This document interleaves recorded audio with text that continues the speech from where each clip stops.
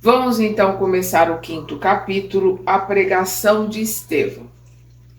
Saulo e Sadoque entraram na igreja. Vamos lembrar que igreja aqui no sentido de congregação, né, no grupo que estava reunido ali. Não tem a conotação da igreja que nós temos hoje como um templo. Então Saulo e Sadoque entraram na igreja humilde de Jerusalém, notando a massa compacta de pobres e miseráveis que ali se aglomeravam com um raio de esperança nos olhos tristes. O pavilhão singelo, construído à custa de tantos sacrifícios, não passava de um grande telheiro revestido de paredes frágeis, carente de todo e qualquer conforto, um tipo de um galpão, né, construído ali de uma forma muito simples. Tiago, Pedro e João, vamos lembrar aqui que é Tiago menor, né, irmão de Levi, irmão de Mateus. Então, Tiago, Pedro e João surpreenderam-se singularmente com a presença do jovem doutor da lei, que se popularizara na cidade pela sua oratória veemente, né, enérgica, e pelo acurado, né, aprimorado conhecimento das Escrituras. Então ele era muito conhecido até porque ele iria substituir Gamaliel, ele tinha uma oratória muito forte, um conhecimento muito forte, ele era muito conhecido. Os generosos galileus, né, que são os 3, ofereceram-lhe o banco mais confortável. Ele aceitou as gentilezas que lhe dispensavam, sorrindo com indisfarçável ironia de tudo que ali se deparava. Intimamente, considerava que o próprio Sadoque fora vítima de falsas apreciações. Vamos lembrar que ele está ali porque o Sadoque veio de Damasco para investigar os homens do caminho, porque o tio dele, que era cego, foi curado ali, né, pelos homens do caminho. Que podiam fazer aqueles homens ignorantes, irmanados a outros já envelhecidos, valetudinários? Valetudinários são fracos e pessoas sujeitas a enfermidades. E doentes? Que podiam significar de perigo para a lei de Israel? Aquelas crianças ao abandono, aquelas mulheres semi-mortas, em cujo coração pareciam aniquiladas todas as esperanças? Experimentava grande mal-estar, defrontando tantos rostos que a lepra havia devastado, que as úlceras malignas haviam desfigurado impiedosamente. Aqui um velhote com chagas purulentas, envolvido em panos fétidos. Além, um aleijado mal coberto de mulambos, né, de farrapos, ao lado de órfãos andrajosos que se acomodavam com humildade.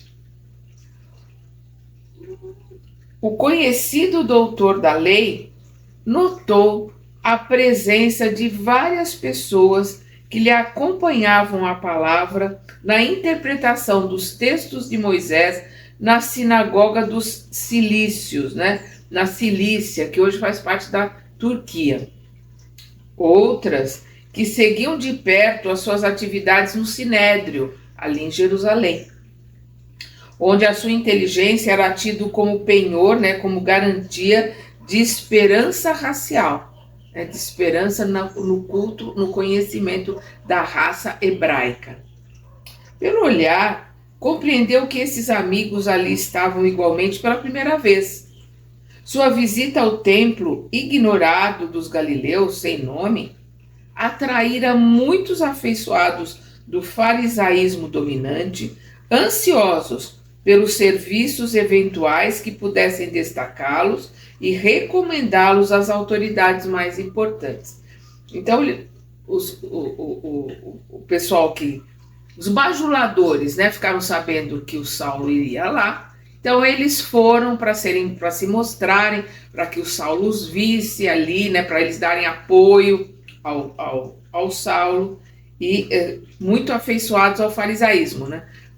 O Saulo é um fariseu, um doutor da lei, um orador, alguém que prega, que ensina a lei mosaica.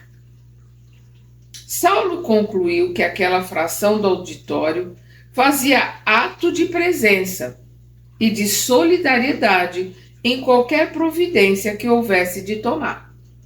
Pareceu-lhe natural e lógica aquela atitude, conveniente aos fins a que se propunha. Não se contavam fatos incríveis operados pelos adeptos do caminho, né, entre aspas, né, aqueles homens são chamados homens do caminho? Não seriam grosseiras e escandalosas mistificações? Quem diria que tudo aquilo não fosse o produto ignóbil de bruxarias e sortilégios, né? Sortilégio é feitiçaria, condenáveis? Na hipótese de lhe identificar qualquer finalidade desonesta, podia contar, mesmo ali, com um grande número de correligionários, né? Pessoas que fazem parte da mesma religião, do mesmo grupo. Então ele poderia contar com um grande número de correligionários dispostos a defender o rigoroso cumprimento da lei. Custa-lhes, embora os mais custasse-lhes, perdão, errei aqui o verbo, custasse-lhes, embora os mais pesados sacrifícios.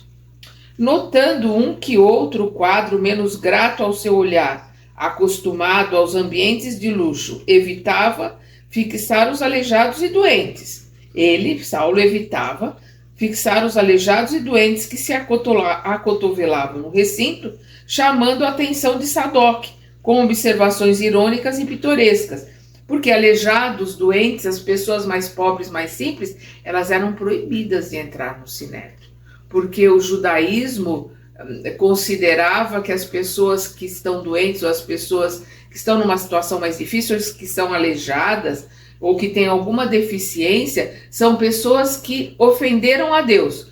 Por isso, elas não têm o amor de Deus para com elas. Elas estão sendo castigadas. Então, todos se afastam delas e elas não têm permissão para entrar no templo. E ali ele está vendo aquelas pessoas, inclusive leprosos, que não podem, que têm que ficar fora dos muros da cidade, né? Então ele evita olhar para essas pessoas e procura o olhar dele só para aqueles correligionários, aquelas pessoas que pelo jeito foram ali para bajular o Saulo. Quando o vasto recinto desnudo de ornatos, né, de adornos, de enfeites e símbolos de qualquer natureza, de todo se encheu, um jovem permeou, né, atravessou as filas extensas, ladeado de João e Pedro, galgando, né, percorrendo os três João, Pedro e Estevão, né, um estrado, né, um lugar feito ali, que normalmente de madeira, quase natural, formado de pedras superpostas. Então o estrado, o caminho, ali era feito de pedras superpostas. Estevão, é Estevão, a multidão gritava. Vozes abafadas inculcavam o pregador, enquanto seus admiradores mais fervorosos apontavam para ele com jubiloso sorriso. Deixavam o pregador, digamos assim, envergonhado, né? Digamos assim, eles estavam exaltando e aquilo, o Estevão não se sentia bem com aquela exaltação que estavam fazendo ali para ele. Inesperado silêncio mantinha todas as frontes em singulares expectativas. O moço magro e pálido, em cuja assistência os mais infelizes julgavam encontrar um desdobramento do amor do Cristo, orou em voz alta, suplicando para si e para a Assembleia a inspiração do Todo-Poderoso. Nós vamos ver aqui num lugar simples, sem nenhum ornamento, sem nenhum tipo de enfeite. O Estevão chega, faz uma oração antes de começar a sua palestra, a sua preleção. E hoje nós vemos que o Espiritismo não, porque o Espiritismo se tornou uma crença, uma religião com os problemas de todas as religiões. Mas a doutrina espírita, que é filosofia e ciência, ela sempre se colocou como o evangelho redivivo, os ensinamentos, a boa nova do Cristo sendo rediviva, quer dizer, está vivendo novamente como era na época do Cristo. Então as nossas casas têm que ser simples, sem nenhum tipo de enfeite, sem nenhum tipo de quadro, sem nenhum tipo de ornamento. Isso é importante se a gente quer voltar à simplicidade da época de Jesus, que é o que a gente vê que a doutrina e os espíritos colocam todo o tempo. A gente tem que voltar à simplicidade, que a doutrina é para reviver, é o evangelho redivivo, reviver a simplicidade da época do Cristo. Então, sem as pessoas que querem ter um quadro, que querem ter um altar, que querem ter qualquer coisa que seja, faça na sua casa. Porque o centro espírita é um templo a Jesus e aos espíritos prepostos de Jesus que vieram trazer a doutrina, a filosofia e a ciência, que foi trazido pelos espíritos para nós. Então a gente tem que respeitar os ensinamentos e o pedido deles de que fosse revivida a simplicidade das épocas do cristianismo primitivo. Então nós estamos vendo aqui uma sala sem ornamento, sem nenhum tipo de enfeite, muito simples, o Estevão chegando e fazendo uma oração para começar a sua palestra. Em seguida, abri um livro em forma de rolo, né, um pergaminho ali, né, em forma de rolo, que a Torá é um rolo, né, ela está em Levíticos ali no centro dela, e aí a Torá você vai puxando o rolo, né, para os lados, e o hebraico se lê da esquerda para a direita, e aí eles vão lendo. E aqui nós vamos ver, né, o Estevão abrindo esse rolo, só que Mateus, né, Levi, ele escreve em grego. Então ele está abrindo ali um rolo que está escrito em grego, e ali ele vai ler os primeiros ensinamentos os ensinamentos de Jesus. Vamos lembrar que nós comentamos isso no prefácio, que os historiadores todos colocavam, né? Hoje já mudaram, que Marcos foi o primeiro evangelho, e aqui nós vemos no ano 35, os ensinamentos, o evangelho, os ensinamentos de Mateus, né, de Levi, que está na mão dos primeiros cristãos, que vai ser lá na frente os primeiros pergaminhos, os primeiros ensinamentos que o Saulo vai pegar até ele se transformar em Paulo, né?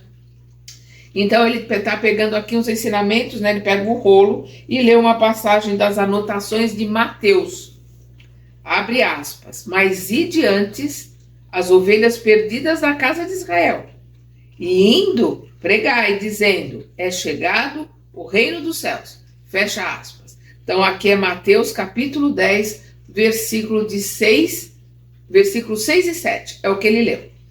E diante as ovelhas perdidas da casa de Israel, né, o povo escolhido que está perdido, né, que é o povo de Israel, e indo até eles pregai dizendo, é chegado o reino dos céus. A colocação de Jesus para os seus discípulos. Estevão ergueu os olhos serenos e fulgurantes e, sem se perturbar com a presença de Saulo e dos seus numerosos amigos, começou a falar mais ou menos nesses termos, com a voz clara e vibrante.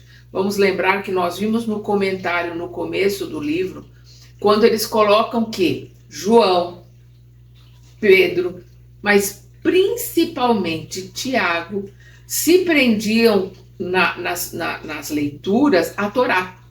E quando falavam alguma coisa do Evangelho, evitavam usar o nome de Jesus, justamente para não terem problemas com o farisaísmo, né? com os judeus ali do templo, os doutores da lei, os fariseus. Por quê? Porque eram os judeus mais ricos que sustentavam a casa do caminho. Eles eram frequentadores do Sinédrio. Para não ter problema, Pedro, João e principalmente Tiago se mantinham dentro da doutrina judaica, dentro das leis de Moisés, colocando pouquíssimas ou quase nada dos ensinamentos do Cristo e nunca falando no nome dele. Então, aqui nós vamos ver o Emmanuel descrevendo a palestra de Estevão na íntegra. E aí a gente se pergunta, como é que o Emmanuel sabe disso? O Emmanuel estava lá? A gente sabe que não, porque nessa época Emmanuel está encarnado como Públio Lentulus. Nós vamos ver que o Públio Lentulus chega a conversar com Jesus. Ele está junto a Pilatos quando Jesus é levado a Pilatos. Então ele está encarnado ali. Como é que o Estevão sabe de tudo isso? Pelos arquivos existentes no plano espiritual, que os orientais chamam de registros acásticos. Nós vamos ver lá no Nosso Lar o André Luiz falando sobre esses arquivos. Nós vamos ver também os espíritos colocando sobre esses arquivos no Livro dos Espíritos. Mas no Nosso Lar, principalmente nos outros livros do André Luiz, nós vamos ver claramente essa questão desses arquivos. Lá no Nosso Lar nós vamos ver a Dona Laura, que é a mãe do Lísias, ela acessando os arquivos, ela teve autorização para acessar, se eu não me engano, 200 anos de arquivos passados da vida dela, para que ela pudesse montar a nova reencarnação que ela ia ter. E nós vamos ver que eles deixam lá claro que ela estava lendo os arquivos, ela não teve permissão para vivenciar, para que aqueles arquivos se projetassem de uma forma que ela vivenciasse, revivesse as vidas passadas dela. Ela estava lendo sobre as vidas passadas dela, os pensamentos que ela teve, os sentimentos que ela teve, as coisas que aconteceram. E aqui Emmanuel, com certeza, ele pôde reviver como se ele estivesse dentro lá do templo, assistindo aquela palestra. Por isso que ele pôde anotar tudo. A gente vai ver isso no livro Memórias de um Suicida. Nós vamos ver o Camilo Botelho colocando que eles foram levados, ele e os outros, são em 5, eles e os outros foram levados para ir nos arquivos, né? O Roberto de Canalecas e mais alguns outros que estão ali com ele, e ele vai nos arquivos e ali o Roberto e os outros que estão ali ficam falando de Jesus, falando dos ensinamentos de Jesus, e eles assistem ali como se eles estivessem no Tiberíades, como se eles estivessem ali junto com Jesus. E fala que ele sente o cheiro, né, do lugar, o cheiro do peixe, o cheiro do mar, o cheiro do lugar que eles estão vendo ali Jesus caminhando. Então eles assistem como um filme, mas como um filme de imersão. Como hoje a gente vivencia as coisas em 3D, com esses óculos 3D, com certeza esses arquivos são muito mais, digamos assim, atuais e são muito mais nítidos e claros do que o 3D que nós temos hoje. Então o Emmanuel teve acesso a esses arquivos e ele, assistindo ali a palestra do Estevão, nesses arquivos, ele colocou para nós na íntegra, né, toda a situação e toda a palestra do Estevão, toda a colocação e a palestra, a réplica, né, do Salmo. Vamos aqui as palavras de Estevão, gente, que é maravilhoso, essa colocação de Estevão, de uma coragem. A gente lendo assim, quando a gente lê a primeira vez, a gente não se toca tanto. Quando a gente vai estudar a fundo, a gente vai ver e se colocando naquele lugar há 2000 anos atrás, onde não se podia falar de Jesus, porque as pessoas falavam, o que pode vir de bom da Galileia? De lá só vem peixe e fruta, né? Um carpinteiro inculto, descalço, sujo, o que pode vir de um carpinteiro? Se ele era o Messias e não salvou a si mesmo, maior vergonha que pode existir, porque os romanos criaram a crucificação, que era a maior vergonha, era o ato mais vergonhoso que poderia acontecer a uma pessoa. Eram aos presos mais assim, os piores presos, né? Era a sentença máxima, era a crucificação. Então Jesus está no meio de 2 ladrões. Então, é algo que o orgulho do judaísmo jamais podia aceitar. E aí nós vamos lembrar que Gesiel era estudioso de Isaías, e Isaías é o profeta do Messias sofredor. Então, tudo, quando Gesiel, que depois passa a chamar ali Estevão, ele pega os escritos de Mateus, mas principalmente com Pedro contando, né? Pedro falando de Jesus, contando toda a história, passando tudo ali para ele revê todas as profecias de Isaías. Ele vai colocando, o profeta colocou isso, aconteceu isso com o Messias, o profeta colocou isso, aconteceu isso com Jesus, corroborando, né? Provando que Jesus é mesmo o Messias sofredor. Então, ele se tornou, embora não tenha conhecido Jesus, um discípulo caloroso das ideias e dos ensinamentos de Jesus, porque ele estava pronto. Né? E aí a gente até coloca, né? A gente coloca ali, é bem provável que Gesiel seja a reencarnação de Isaías. Então, ele estava mais do que pronto. Ele colocou tudo do que iria acontecer. A hora que ele leu que aconteceu tudo, aquilo que o profeta tinha colocado, é esse o Messias. E ele se agarrou ali com todo o amor, com todo o carinho e devorou os ensinamentos do Mestre. Então vamos aqui à colocação de Gesiel, né, de Estevão. Meus caros, eis que chegados são os tempos em que o pastor vem reunir as ovelhas em torno do seu zelo sem limites. Os judeus colocavam, eles não usam a palavra Deus, então eles falam Eli, eles falam Adonai, eles falam o pastor, o eterno, que não deve ser nomeado, eles colocam de tudo quanto é jeito. Então eles chamavam a Deus de pastor. E o seu povo escolhido como as ovelhas, né, como o rebanho do pastor, que é o povo hebreu. Então, meus caros, eis que chegados são os tempos em que o pastor vem reunir as ovelhas em torno do seu zelo sem limites. Éramos escravos das imposições pelos raciocínios, mas hoje somos livres pelo evangelho do Cristo Jesus. Então aqui ele já está falando dos ensinamentos da Boa Nova do Evangelho, já está falando do Cristo, e ele coloca aqui, éramos escravos das imposições do raciocínio. O que os fariseus, né, o que os doutores da lei colocam para eles, impunham a eles, né, os dogmas que eram impostos a eles. Agora eles estão livres através do Evangelho da Boa Nova do Cristo Jesus. Então, Cristo é o Messias, né? O Messias Jesus. Nossa raça, né? Os hebreus, os judeus, guardou de épocas imemoriais a luz do tabernáculo e Deus nos enviou seu Filho sem mácula. Né? O tabernáculo é o lugar sagrado do templo, né? do templo de Jerusalém, ou de qualquer templo que é feito mesmo nas sinagogas, o tabernáculo é onde está guardada a Torá, é onde estão guardados, por exemplo, em Jerusalém, no tabernáculo, estava guardada a Arca da Aliança, onde estavam as tábuas com as leis, os 10 mandamentos, né, o decálogo, as leis mosaicas, né, que foi, né, psicografado lá, mas foi colocado na pedra, né? Então aquela que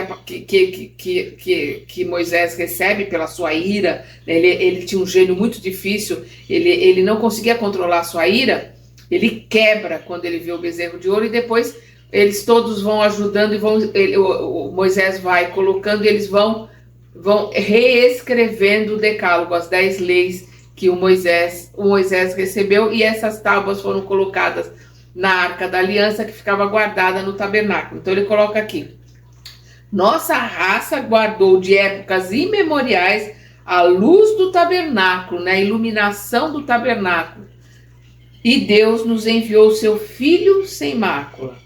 Onde estão em Israel os que ainda não ouviram as mensagens da Boa Nova, né? Boa Nova, o Evangelho. Onde os que ainda não se felicitaram com as alegrias da nova fé, né, dos ensinamentos do Cristo? Olha o que ele está falando ali, naquela época. Isso aqui já dá motivo para ele ser preso. Deus enviou sua resposta divina aos nossos anseios milenares. A revelação dos céus aclara os nossos caminhos. Consoante as promessas da profecia de todos quantos choraram e sofreram por amor ao Eterno, né? Eterno é Deus, que eles não pronunciam o nome, o emissário divino, né? Que é o Messias, o Cristo, veio até o antro de nossas dores amargas e justas, né? Até o nosso cativeiro, até o lugar onde nós estamos com os nossos pecados, né? Com os nossos problemas, o antro. Veio até o antro de nossas dores amargas e justas, para iluminar a noite de nossas almas impenitentes, para que se nos desdobrassem os horizontes da redenção, da salvação. O Messias atendeu aos problemas angustiosos da criatura humana com a solução do amor que redime todos os seres e purifica todos os pecados. Por quê? Porque nós vamos ver a lei sendo trazida de uma forma muito rígida, que é a primeira revelação. Moisés, né, coloca, né, no decálogo amar a Deus acima de todas as coisas.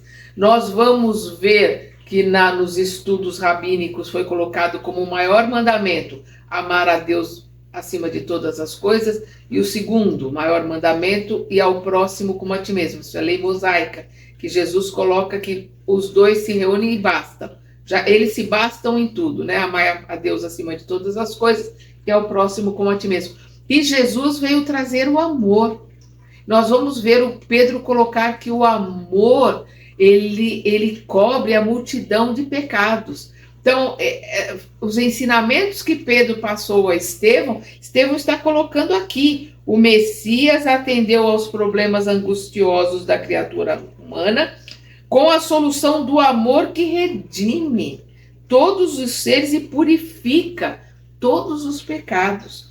Mestre do trabalho e da perfeita alegria da vida. Jesus trabalhou toda a sua vida como carpinteiro e depois, quando ele passou para a sua missão, para a sua pregação, ele não parou um dia de trabalhar, e foi esse o problema. Os fariseus, os doutores da lei não aceitavam que ele trabalhasse, que ele curasse no sábado. E ele coloca: o sábado foi feito para o homem, não o homem para o sábado. Moisés coloca o sábado para o descanso. Então ele trabalhou o tempo todo, é o que ele coloca aqui: mestre do trabalho e da perfeita alegria da vida. Suas bênçãos representam nossa herança. Ele deixou como herança para nós as suas bênçãos, os seus ensinamentos. Moisés foi a porta, o Cristo é a chave. Moisés, né, trouxe ali os primeiros ensinamentos, e o Cristo é a chave que abre o conhecimento dessa porta, abre essa porta para que a gente tenha o conhecimento. Nós vamos ver, né, sendo colocado no Evangelho segundo, no Evangelho, se eu não me engano, que o Kardec,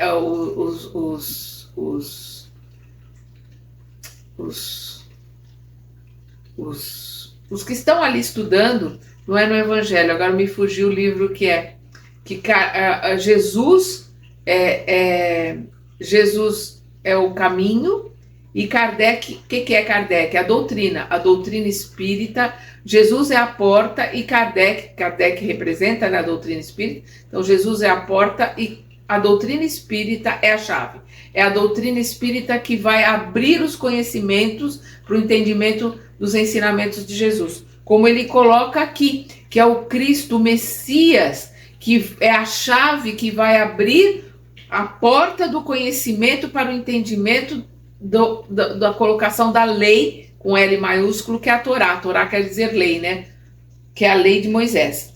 Com a coroa do martírio, porque ele foi coroado, né, com uma coroa de espinhas, foi martirizado na cruz. Então, com a coroa do martírio, adquiriu para nós outro a láurea, né, a consagração imortal da salvação. Então, ele se colocando ali em sacrifício para que os seus ensinamentos fossem conhecidos. E infelizmente todas as religiões cristãs, infelizmente até os espíritas, aqueles que não estudam, marcam Jesus na cruz, não tira Jesus da cruz, como se tudo que ele tivesse feito foi o sacrifício de algumas horas ali de morrer crucificado. Não, o mais importante da vinda de Jesus, o maior sacrifício que ele foi a sua vinda. E o maior legado, a maior herança que ele nos dá são os seus ensinamentos. A gente tem que tirar Jesus da cruz e lembrarmos de Jesus pregador, de Jesus ensinando e aprendermos com ele, aprendermos os seus ensinamentos. Então, com a coroa do martírio, adquiriu para nós outro a laura imortal da salvação.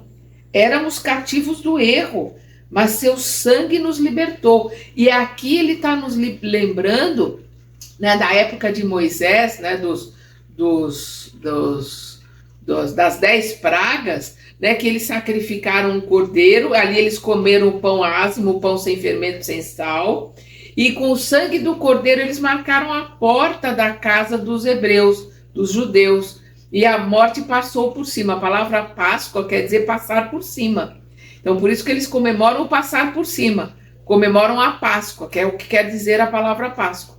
Então a morte dos primogênitos, dos espíritos que vieram ali e ceifaram, né, os primogênitos de todos os que não eram judeus, né, dos egípcios e dos que não eram judeus, passaram por cima, que quer dizer que é Páscoa, que quer dizer a palavra Páscoa, passaram por cima da casa que estava marcada com o sangue do cordeiro. E é isso que o Estevão está se referindo. Éramos cativos do erro, mas seu sangue nos libertou. Na vida e na morte, nas alegrias de Caná, né? Vamos lembrar bodas de Caná, que é um casamento que Jesus vai com Maria e lá ele transforma água em vinho. Não deixa de ser uma metáfora, porque ali ele transforma o conhecimento vulgar da época e começa a trazer o conhecimento verdadeiro do ensinamento. E ele coloca para Maria que ele ainda não está pronto, ainda não começou, né, o ministério dele, os ensinamentos dele, mas ela como mãe pede e ele começa ali a ensinar. É uma metáfora, essa colocação da bodas de Caná, transformou água em vinho. Como nas angústias do Calvário, pelo que fez e por tudo que deixou de fazer em sua gloriosa passagem pela terra, pelo que ele fez de curas, que ninguém coloca, eles o tempo todo falam, né, ali de Jesus e contra o que Jesus ensinou e contra Jesus porque trabalhou no sábado, mas não falam o quanto ele curou, o quanto ele ajudou, os ensinamentos dele, né, os que ele reviveu, né, a filha da viúva, a filha de Jairo, o servo do centurião, o Lázaro. Então ele está colocando aqui o que ele fez e por tudo que deixou de fazer em sua gloriosa passagem pela terra, né? Por tudo aquilo que foi colocado para ele, né? Se tu és, né, o Messias, que os teus guardiões, teus guardas te libertem, né? Na metáfora que 40 quer dizer o término de um ciclo, né? Como 40 são as semanas da gestação, como 40 é a quarentena, que a pessoa não fica 40 dias, ela pode ficar 9, pode ficar 10, pode ficar 15, e a gente chama de quarentena. Então 40 é uma metáfora para um término de um ciclo, então é uma metáfora, né, que é colocado da tentação. Então Jesus fala das tentações, e é óbvio, um espírito crístico não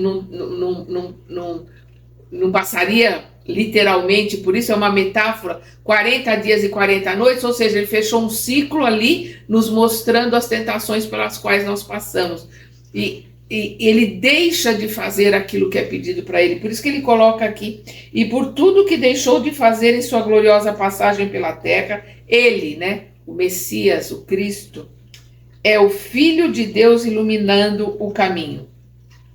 Acima de todas as cogitações humanas, fora de todos os atritos das ambições terrestres, seu reino de paz e luz esplende na consciência das almas redimidas. O seu reino não é deste mundo. Então, acima de todas as cogitações humanas, das mesquinharias, do dia a dia, das ilusões humanas, fora dos atritos, das tricas, né, das ambições, dos desejos terrestres, seu reino de paz, seu reino que não é deste mundo, que é de paz, luz esplende, ilumina a consciência. Não é a casa, é a consciência das almas redimidas. Então esse reino está dentro de nós, essa luz está dentro de nós, nos iluminando de dentro para fora, né, a nossa consciência com os seus ensinamentos, com o seu amor. Ó Israel, ele está colocando aqui. E aqui é no sentido de humanidade. Toda vez que Cristo colocava ó Israel, embora os judeus com a sua colocação assimilavam que como Jesus é judeu, que aquilo era só para o povo de Israel, Jesus colocava Israel como um sinônimo de humanidade. E aqui ele coloca, ó Israel, tu que esperaste por tantos séculos, né? Ficaram quase 400 anos como servos, como escravos no Egito.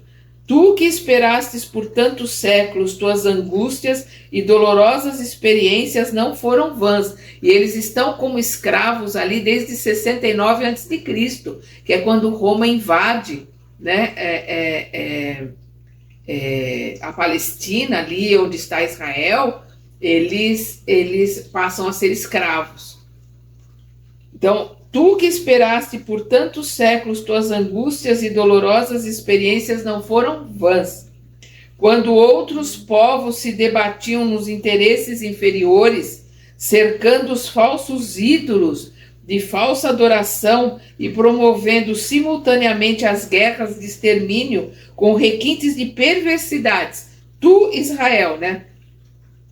Tu, o povo hebreu, esperastes o Deus justo, ou seja, se mantivesse monoteísta, se mantivesse dentro dos ensinamentos dos profetas, se mantivesse, o povo de Israel se manteve monoteísta. Por mais que fizessem de tudo para acabar com eles, eles se mantiveram dentro da língua hebraica, dentro dos ensinamentos da Torá e dentro do monoteísmo.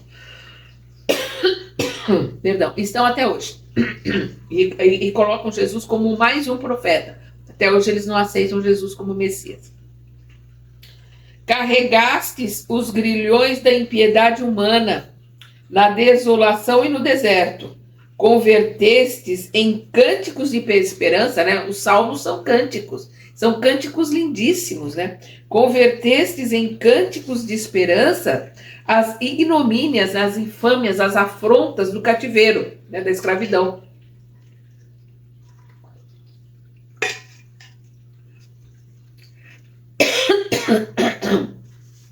Sofrestes o opróbio, né, a degradação. Sofrestes o opróbio dos poderosos da terra.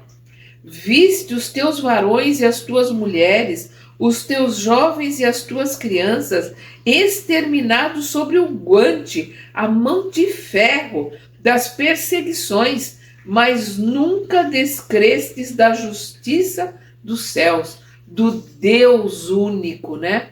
Do Adonai, do Senhor, que não deve ser nomeado, que é o Deus único dos hebreus. Como o salmista, e aqui ele está se referindo à maioria dos salmos, os salmos mais bonitos são de Davi, como o salmista afirmastes com o teu heroísmo que o amor e a misericórdia vibram em todos os teus dias. Então, da mesma forma, no cântico, né, nos salmos, como salmista, tu, né, o mestre, afirmastes com teu heroísmo, no caminho longo, no teu heroísmo, que o amor, que ele veio pregar o amor, né, a segunda revelação, que é a do mestre, é o amor, que o amor e a misericórdia vibram em todos os teus dias. Chorastes no caminho longo dos séculos, com as tuas amarguras e feridas. Né? Então, através dos tempos, tu choraste com tudo que nós passamos, com tudo que nos aconteceu, com tudo que nós fizemos. E foram mandando os profetas, né? Foram mandando seus propósitos. Como Jó, vamos lembrar de Jó, né, no Antigo Testamento, que era um homem temente a Deus, né? Um judeu, e que próspero, rico, com muitos filhos. E aí ele coloca aqui como Jó. O que aconteceu com Jó? Ali é uma metáfora, a história de Jó é uma metáfora, todo o Velho e o Novo Testamento são metáforas, todo a Torá, né, principalmente, que são os 5 primeiros livros do Velho Testamento, são metáforas para serem estudadas. Então, como Jó, a história de Jó é uma metáfora, ele, por ser temente a Deus, ao Deus único, foi tentado a abandonar o Deus único. Então, primeiro ele perdeu a fortuna, a esposa, e depois ele foi perdendo cada um dos filhos. A cada coisa que ele perdia, a cada filho que morria, ele colocava: o Senhor deu, o Senhor tirou, que seja feita a vontade de Deus. Por isso que a gente fala a paciência de Jó. Ele foi até o ponto de que não tinha absolutamente mais nada. Ele não tinha dinheiro, ele não tinha família, ele não tinha absolutamente nada. Só os farrapos do corpo. Ele continuou: que seja feita a vontade de Deus. E ali o que se chama de Satanás e demônio, né, se convence de que ele realmente é um homem temeroso, um homem que crê no Deus único. Então, como Jó, vivestes da tua fé inabalável, subjugada pelas algemas do mundo, né, pelas ilusões, pelas coisas do mundo, né? Mas já recebeste o sagrado depósito de Jeová, o Deus único. Ó esperanças eternas de Jerusalém, cantai de júbilo, regozijai-vos, né? Deus ossanas, aleluias, né?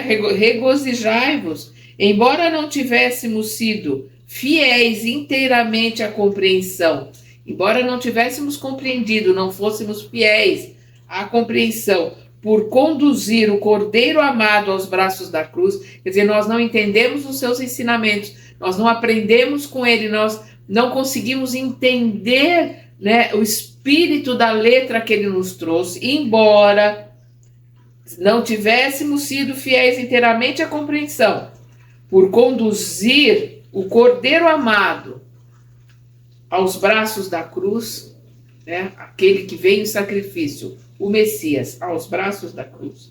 Suas chagas, todavia, nos compraram para o céu, ou seja, nos convidaram para o céu. Abriram as portas do céu, né, do céu que está dentro de nós, do céu verdadeiro, né, onde estão os ensinamentos de Deus, né? Nós vamos ver na questão 621 que todos os ensinamentos de Deus estão na nossa consciência. 621 do Livro dos Espíritos. Suas chagas, todavia, nos compraram para o céu, perdão, com o alto preço do sacrifício supremo. Isaías o contemplou, porque Isaías é o profeta do Messias sofredor. E ele fala, inclusive, que suas mãos e pés seriam transpassados. Seu corpo seria perfurado, né? Isaías o contemplou, vergado ao peso de nossas iniquidades, florescendo na aridez dos nossos corações, qual flor do céu no solo adusto, no solo abrasado, mas revelou também que, desde a hora da sua extrema renúncia, Isaías revela que pela sua extrema renúncia, pela sua morte em sacrifício como cordeiro, né? Como aquele que é dado em sacrifício, é o cordeiro que vai ao holocausto, o holocausto é sacrifício. Então, como aquele que é dado em sacrifício, Isaías coloca, os seus ensinamentos iriam correr o mundo. Então ele coloca aqui, olha o que o Estevão coloca. Mas revelou também que desde a hora da sua extrema renúncia, na morte infamante, que é colocado por Isaías, a sagrada causa divina prosperaria para sempre em suas mãos. Então os ensinamentos iriam prosperar pela sua renúncia e pela sua morte infamante. Porque é vergonhoso, né, ser crucificado. Por isso que os judeus não aceitam até hoje ele como Messias. Isaías Não, outro parágrafo, desculpa. Amados, né, Estevão aqui falando. Amados, onde andarão aquelas ovelhas que não souberam ou não puderam esperar? Procuremo-las para o Cristo, as ovelhas perdidas, aqueles que ainda precisam aprender, que é o que nós vimos lá no Mateus, né? Procuremo-las para o Cristo como dracmas perdidas do seu desvelado amor. A parábola da dracma perdida que Jesus coloca, né? Que a pessoa move mundos e fundos para achar aquela dracma, para achar aquele tesouro. E os ensinamentos do Cristo são um tesouro que nós temos que buscar aonde for e entendermos. Então ele coloca, procuremo-las, as ovelhas perdidas, para o Cristo, como dracmas perdidas do seu desvelado amor. Anunciemos a todos os desesperados as glórias e os júbilos do seu reino de paz, de amor imortal. Por quê? Porque os desesperançados, né? Anunciemos a todos os desesperançados as glórias e os júbilos do seu reino de paz e de amor imortal. Lembra que os desesperançados, os doentes, os aleijados não podiam entrar no templo? Os judeus colocam como se eles não tivessem o amor de Deus, eles são castigados porque fizeram alguma coisa contra Deus. Aqui o Estevão está colocando as palavras de Jesus, quando ele coloca bem-aventurados os pobres de espíritos, porque eles herdarão a terra. Porque os humildes, né, aqueles que aprenderem a verdadeira lição, aqueles que souberem se colocar, herdarão a terra nova, a terra que vai surgir, né, a terra do júbilo. Não é nem a terra da regeneração, quando ela estiver regenerada, é a terra ditosa, uma terra dos espíritos felizes. Então anunciemos a todos os desesperançados as glórias e os júbilos do seu reino de paz e de amor imortal. A lei nos retinha no espírito de nação, sem conseguir apagar de nossa alma o desejo humano de supremacia na terra. Então, a lei com L maiúsculo, né, a Torá, a lei, né, dos judeus, retinha no espírito da nação, porque os judeus esperavam e esperam até hoje o Messias que vai vir na carruagem de ouro com seus exércitos, para colocar, né, o povo escolhido como os grandes na terra. Então, aqui está, a lei nos retinha no espírito de nação, a nação hebraica, sem conseguir apagar de nossa alma o desejo humano, as coisas humanas, de supremacia na terra. Porque eles estavam esperando o Messias que iam libertá-los dos romanos, que iam colocá-los como povo governador da terra na terra, com as coisas da terra. Não foram capazes de entender que os ensinamentos é para a verdadeira vida, que é no mundo espiritual. Muitos de nossa raça, ele está falando aqui dos judeus, muitos de nossa raça hão esperado um príncipe dominador, que penetrasse em triunfo a cidade santa, que é o que os fariseus, é que os doutores da lei, é o que o Saulo prega, é o que o Saulo coloca no sinédrio, é o que o Saulo coloca na sinagoga. O Saulo devia estar ali em convulsão, tendo quase um AVC, né, de tanto que está explodindo com o que o Estevão está falando. Né, já tinha tudo ali para motivos para poder prender o Estevão.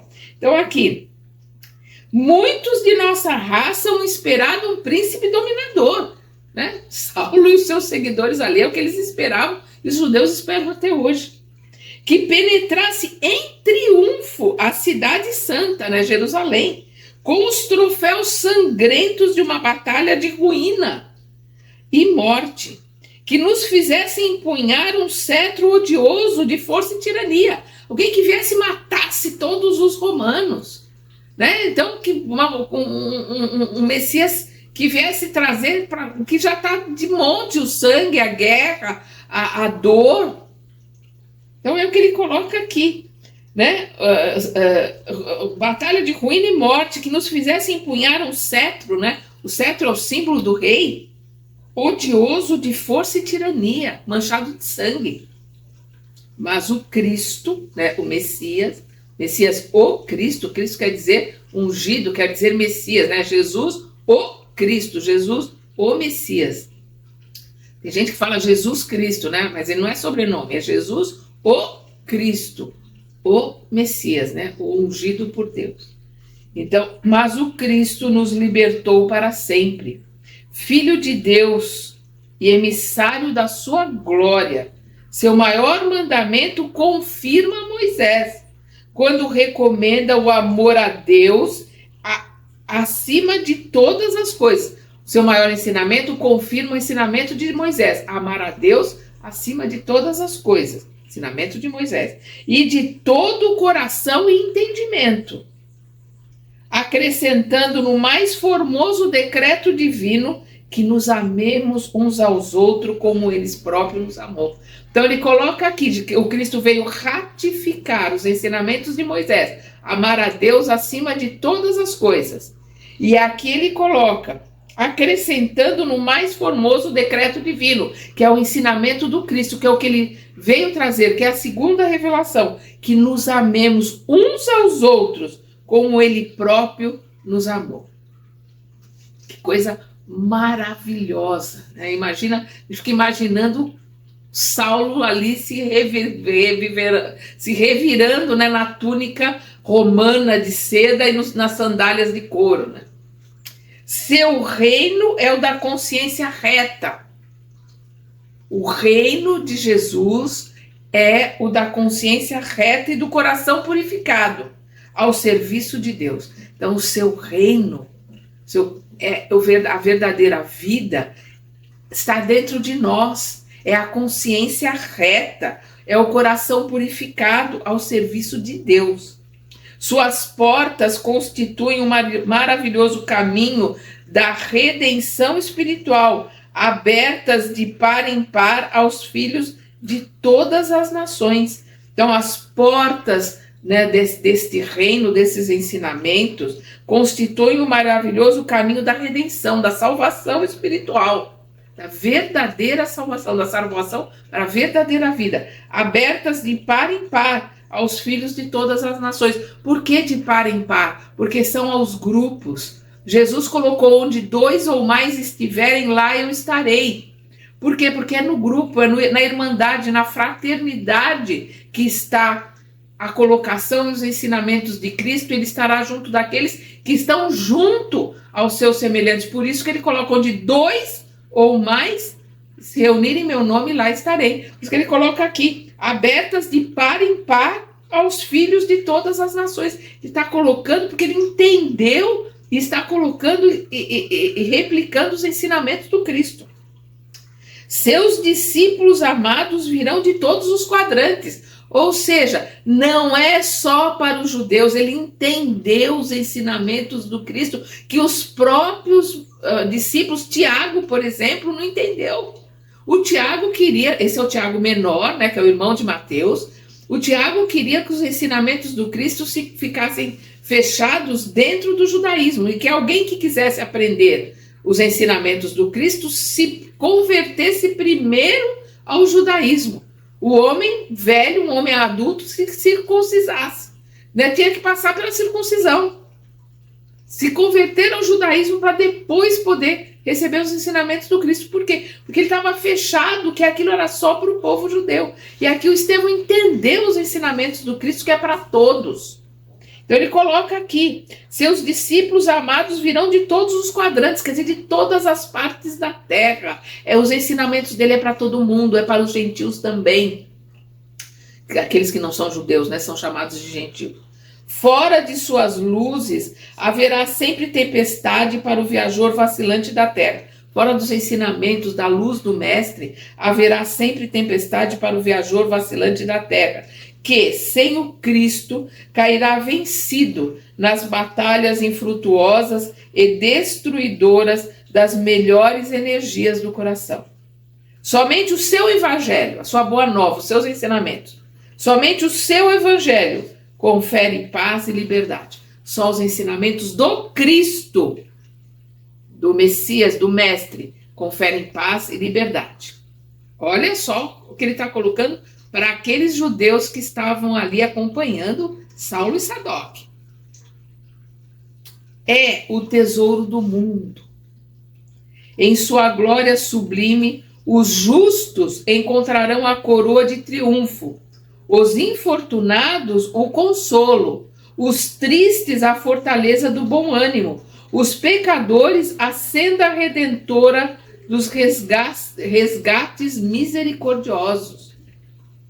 Imagina a alegria, o júbilo daqueles leprosos, daqueles aleijados, daqueles párias daquela sociedade, ouvindo Estevão colocar que eles estão salvos, que eles têm um mestre, que eles têm uma vida diferente no plano espiritual, que eles não são párias, que eles têm uma possibilidade de mudança verdadeira, entendendo e assimilando os ensinamentos de Jesus. Aquilo é uma luz de esperança para aqueles desesperançados, né? É verdade que o não havíamos compreendido. Então ele coloca que nós, os discípulos não o compreenderam, o povo não o compreendeu, Isaías coloca isso, que ele não seria compreendido, e nós temos dificuldade até hoje, passaram-se 2000 anos, e nós temos dificuldade para compreender os ensinamentos do Cristo até hoje. Então ele coloca aqui, é verdade que o não havíamos compreendido. No grande testemunho, os homens não entenderam sua divina humildade e os mais afeiçoados o abandonaram. Então, os seus próprios discípulos que estavam em volta dele o abandonaram. Nós vamos lembrar que Pedro o nega. A questão de cantar do galo é uma metáfora, é uma hipérbole, né? Uma forma de dizer, como a gente fala, né? Chorou, morreu de rir. Né? Então, até o cantar do galo, até o amanhecer. Antes do amanhecer me negará 3 vezes. Isso quer dizer, né? Antes que o galo cante me negará 3 vezes. Então Pedro negou 3 vezes Jesus. Então ele coloca aqui, é verdade que não o havíamos compreendido. No grande testemunho os homens não entenderam sua divina humildade e os mais afeiçoados, porque Pedro ama, né? Jesus profundamente e o negou. E os mais afeiçoados o abandonaram. Suas chagas clamaram pela nossa indiferença criminosa. Ninguém poderá eximir-se dessa culpa. Essa culpa todos nós, terráqueos, temos. De não termos compreendido e termos sido pactuados. Estávamos encarnados ou estávamos desencarnados na época, mas todos estávamos aqui. Nós todos pactuamos com esse horror que foi a crucificação de Jesus. Então ninguém poderá eximir-se dessa culpa, visto sermos todos herdeiros das suas dádivas celestiais. Onde todos gozam do benefício, ninguém pode fugir à responsabilidade. Se estamos todos aqui na Terra gozando do benefício dos ensinamentos, do amor do Cristo, nós não podemos fugir da nossa responsabilidade em relação a não aprendermos e colocarmos em prática os ensinamentos dele. É essa a nossa responsabilidade. Essa é a razão por que respondemos pelo crime do Calvário, né, da crucificação. Mas suas feridas foram a nossa luz. Seus martírios, o mais ardente apelo de amor. Seu exemplo, o roteiro aberto para o bem sublime e imortal. Vinde, pois, comungar conosco à mesa do banquete divino, porque o banquete é para todos. Vamos lembrar a parábola que Jesus ensinou. Para todos que vestirem as vestes nupciais. Perdão, o que é vestir as vestes nupciais? É ter se transformado, é ter se modificado, é ter realizado a sua reforma íntima. Isso é que é vestir as vestes nupciais. Então, vinde, pois, comungar conosco à mesa do banquete divino, não mais as festas do pão putrescível. Né? Vamos lembrar a Páscoa, que é a festa do pão ázimo. Inclusive na Bíblia está, quando ele comemorava a festa do pão. É o pão ázimo, né? Que é que eles fizeram. A primeira festa do pão ázimo é quando o espírito da morte passou por cima, né? A Páscoa, né? Passar por cima. Que é a primeira Páscoa, é comemorada, né? Logo assim que eles saem do Egito, lá no deserto, eles comemoram, né, a fuga, a libertação do Egito, como sendo a primeira Páscoa, né, a primeira comemoração da passagem por cima, né, do anjo que passou por cima da morte, com o pão ázimo, sem fermento e sem sal, que é o que eles comeram no dia que todos os primogênitos foram mortos. Então, não mais as festas do pão putrescível, mas o eterno alimento da alegria e da vida. Não mais o vinho que fermenta, mas o néctar confortante da alma, diluídos nos perfumes do amor imortal, que é a vida imortal, é adquirir, é vencer a morte, que é isso que Jesus veio nos falar, da vida verdadeira que é no plano espiritual. E Jesus veio nos mostrar que a morte não existe, porque quando ele se materializa depois da crucificação, ele mostra para todo mundo: a morte não existe. Vocês têm medo da morte? Olha aqui, eu estou provando que a morte não existe. E a verdadeira vida e o mundo, o meu reino, é no mundo espiritual. Então, a partir dali, os discípulos não tiveram mais medo de nada, porque ele provou que a morte não existe. O Cristo é a substância da nossa liberdade. Dia virá em que o seu reino abrangerá os filhos do Oriente e do Ocidente, né, o planeta todo, num amplexo, num abraço de fraternidade e de luz. Então, compreenderemos que o Evangelho é a resposta de Deus aos nossos apelos em face à lei de Moisés. Então, o Evangelho é a resposta de Deus aos nossos apelos em face, né, olhando ali para a lei, para a Torá, para a lei de Moisés, que está ali esperando o Messias. Então, o Evangelho, os ensinamentos do Messias, a boa nova dele, é a resposta, porque é o Messias esperado. A lei é humana, porque fora os 10 mandamentos, que são os ensinamentos que Moisés recebeu do Espírito Superior, que é chamado de Deus, né, chamado de Jeová, todos os outros, porque os judeus têm 613 leis, as outras 603 foram dadas por Moisés, então são leis humanas. Então a lei é humana, o Evangelho é divino. Olha o Saulo escutando isso. A lei de Moisés é humana, os ensinamentos do Messias, o ensinamento do Cristo, do Mestre Jesus, é divino. Moisés é o condutor, o Cristo o Salvador. Os profetas foram mordomos, né? Foram administradores fiéis. Vamos lembrar da parábola do mordomo fiel, né? Os profetas foram administradores fiéis, né? Jesus, porém, é o Senhor da vinha. É o Senhor da vinha a quem o mordomo tinha que se dirigir. É ele que veio cuidar da sua vinha, veio cuidar do seu rebanho, das suas ovelhas. Com a lei, éramos servos, né? Com a lei mosaica, com a Torá. Com a lei, éramos servos. Com o Evangelho, boa nova de Jesus, somos filhos livres de um Pai amoroso e justo.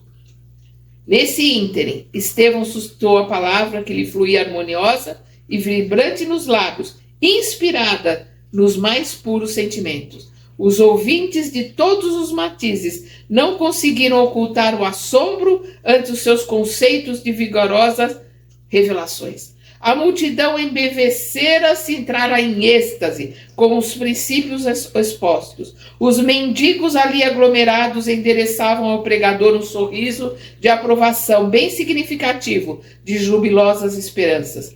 João fixava nele os olhos enternecidos, identificando mais uma vez no seu verbo ardente a mensagem evangélica interpretada por um discípulo dileto, um discípulo querido do Mestre. Ele vê em Estevão, como ele, João, também era um discípulo querido do Mestre inesquecível, nunca ausente dos que se reúnem em seu nome. E aí, no nosso próximo estudo, nós vamos ver ali o Saulo vermelho de ódio, de raiva. Nós vamos ver a colocação de Saulo ali para Estevão. Até lá.